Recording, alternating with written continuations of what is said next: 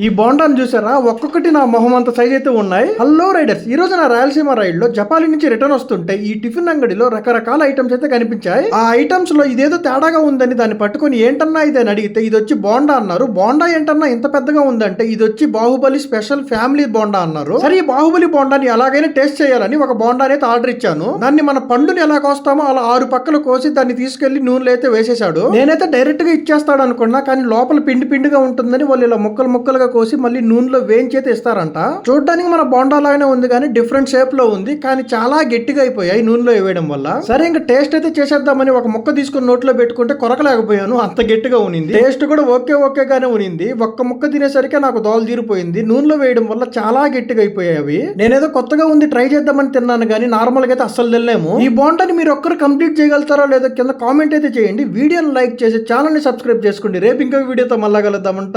Bye.